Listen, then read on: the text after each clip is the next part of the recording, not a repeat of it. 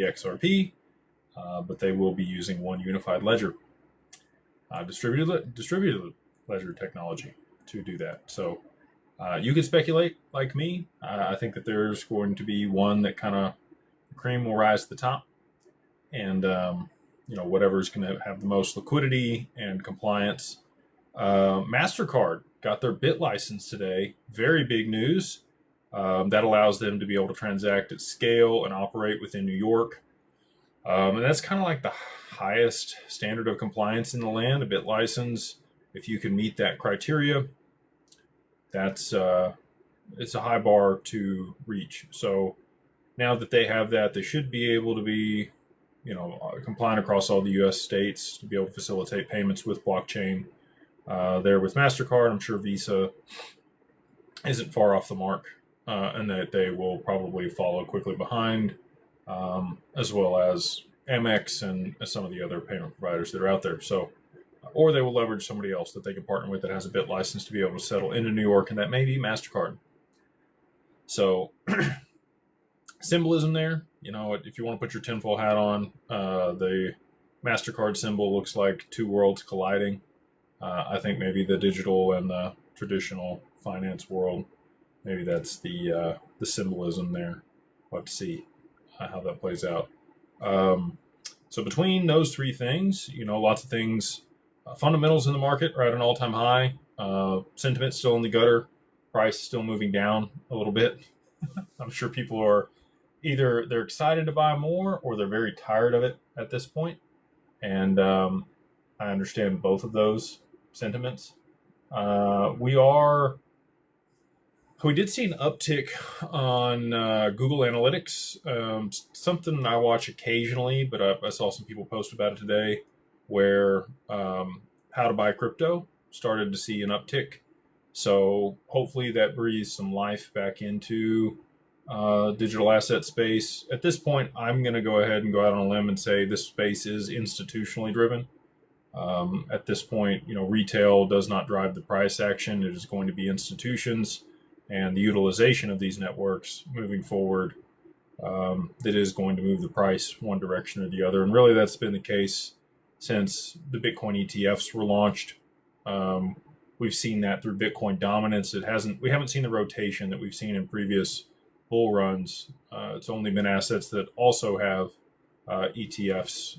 Now we have seen a few alts pop, 60 to 90% here in the recent market. That speaks to, some rumblings that tend to happen early on in a bull market is there will be some tokens, some altcoins that jump in value in a very short period of time. And that tends to be kind of the start of when Bitcoin starts to see its run. So I'm hopeful, just like everybody else, that through the rest of the year, the market will turn around. We're going to see institutional adoption. I still think that we're going to see a significant consolidation with the reverse carry trade and all of that playing out. Also very interesting to see the interview with Kevin O'Leary, Mr. Wonderful, today. I don't know if you guys follow Shark Tank and all the stuff that he does with the watches and his other investments, but Kevin's been a character in crypto for a little while now, obviously invested in SBF and FTX and everything that went on there, and I didn't do so great on that one. I think he was also in on Celsius and some of the others. But he's always diversified, never more than 20% of his total net worth in one sector, and never more than 5% in one single investment in a sector. So I'm sure that he's been well diversified, still has an allocation to some crypto, but he was saying in the interview was he doesn't think that they're going to tokenize the S&P or any of the sectors of the S&P on Ethereum. He believes that it's going to be another compliant blockchain, and he's doing a lot of research right now to figure out which one of the blockchains, layer ones, that's going to be. I think I know which one's going to settle the S&P. Now, tokenization, you've got Canton, you've got Ondo, you've got Securitize, you've got many other players in the market. Now, Stellar now with the DTCC on that side. Chainlink for the Oracle component to be able to, pass real world information on chain, price Oracle for all this stuff. There are some blockchains that have gained traction and announced partnerships, and will be used at scale for all of this infrastructure as they tokenize the stock market and all the other financial products and asset classes over the coming years and the coming decade. And again, I think that those are likely going to be the ones where the most opportunity is. I am not diversifying. Person asks, is XLM better? It's already up 2 cents today. If people have asked me my top 5 before, and I should probably give the disclaimer at this point. Nothing here is financial advice. You should always do your own research. I'm just one person out here trying to provide education and entertainment for people. If you need real financial advice, you should seek that out from a financial advisor. I'm not licensed. I do not state that I'm giving financial advice. I'm here to give my opinion on things. And if you want to use that in your calculations when you're talking with your advisor, cool. But I can't tell you what to do. You make your own decisions. And all the opinions I'm sharing are my opinions. They are not the opinions of Digital Ascension Group or any of our subsidiaries. So with that being said, again, it's going to be what I think the winners of the next cycle are going to be utility-driven networks. So real world infrastructure protocols that are going to be settling value or providing governance for things, or really the settlement of value is going to be, I think, the largest winners. XRP, XLM, HBAR, maybe Algorand over the long term as we see tokenization happen in third world countries.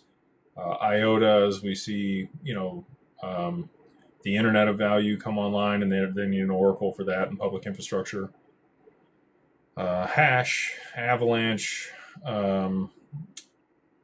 Solana's already seen a pretty significant move up with the meme coin culture, the NFTs that have been on that network, but that doesn't mean that it's not a good network.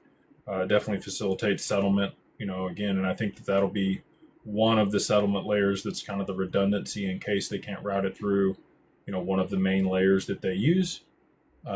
Just because we've seen certain volume on that network, shut it down. I don't think that they want to push the edge of that, especially with it going down a few times in the past. And it's been great here recently. Hasn't had a whole lot of those issues like it used to. They've made some really significant strides in the network. But the XRPL has never been down. It's only ever been paused twice in its entire history. 14 years. The next time I'll be on here will be the day before XRP is 14 years old. Next Monday will be June 1st. June 2nd is XRP's 14th birthday. So in that whole time, the blockchain has only ever been paused twice. It does have digital identity, credentials, permissioned X, permission domain. I think that they will get batch payments. It's got an AMM for routing liquidity on the network. It has a built-in DEX. And they're also going to be, instituting XLS 64, 65, and 66, which are pseudo accounts, borrow, lend, and liquidity pools, which will have oversight by a broker and have an arbiter in there. And you'll be able to borrow against tokenized assets directly on the XRPL through those liquidity pools. So all of that is coming. The loans themselves, I think, will take place on chain. A lot of the underwriting will still be off chain, and that's why you need Chainlink to be able to push that data into the smart contract. XRPL has oracles already built in. It can use other oracles. The XRPL itself is not an oracle. But it could use the Flare time series oracle for price feed. It could use Chainlink for enterprise applications. And that was one of the things that Kevin O'Leary said was, whatever blockchain they do choose is going to have a lot of compliance built in and the capability to function with smart contracts to be able to facilitate what's necessary for markets at scale. So that's, there's lots of reasons that I believe in XRP, and that's where my pennies are parked. But again, you get to make your own choices. I don't get to tell you what to do. Go do other research, listen to other people. And again, I'm just one guy on the internet. So I'm going to go ahead and start. I got one super chat before we jump into the other ones tonight. Again, appreciate you taking time out of your Wednesday to come hang out with me. If you could, like, subscribe, share,